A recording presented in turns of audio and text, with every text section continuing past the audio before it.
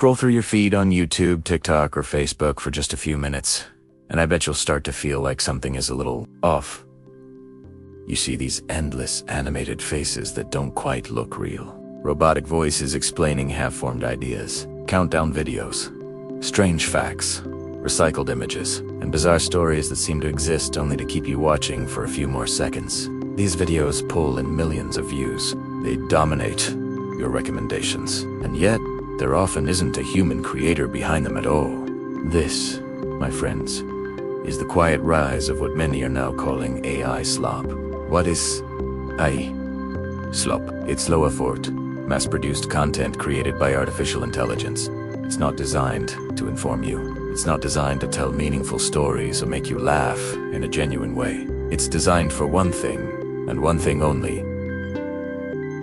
to capture your attention. AI slop isn't innovation. It's automation without intention. A digital assembly line churning out content for the sake of content. Most of these videos follow the exact same pattern. You've seen them. Eye-catching thumbnails with big red circles. Sensational titles that promise some shocking secret. The pacing is incredibly fast, with visuals that are often repetitive and generic. And when the video is over, you realize you've gained almost no real value from it. The reason this stuff works is because it's cheap to produce and endlessly repeatable. A single person, armed with a few AI tools, can upload dozens, sometimes even hundreds, of these videos in a single day. For them, quality is completely irrelevant. Volume is everything. The entire business model is built on scale. Now, the reason this content is literally everywhere comes down to how social media works today. The algorithms that decide what you see are designed to reward speed, consistency, and quick engagement. They don't have a way to measure human effort, originality, or truthfulness.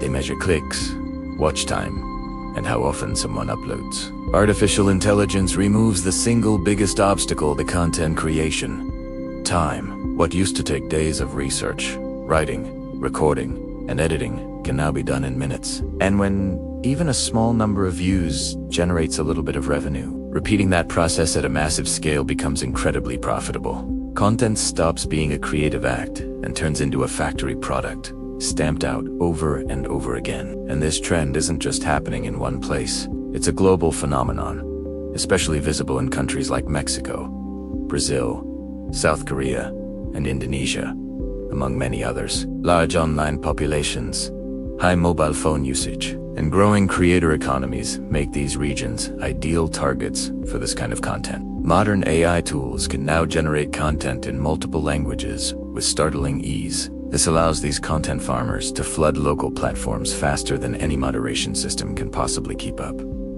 It's a digital gold rush, and in some cases, these AI-generated channels are actually outperforming real creators, despite offering almost nothing of substance. For human creators, the people who pour their hearts and souls into their work, the impact is serious. Think about the artists, the educators, the documentary makers who spend weeks, sometimes months, researching and producing thoughtful, high-quality work. Their videos are being buried under an avalanche of these automated uploads. Smaller, independent channels are struggling to grow because they can't compete with the sheer volume. And as a viewer, you struggle to find meaningful content amidst all the noise. But over time, something even more important gets lost: trust. When people are repeatedly exposed to shallow, misleading, or outright fake videos, they start to stop believing anything they see online. And once that trust disappears, these platforms start to lose their very purpose, which was to connect people and share ideas.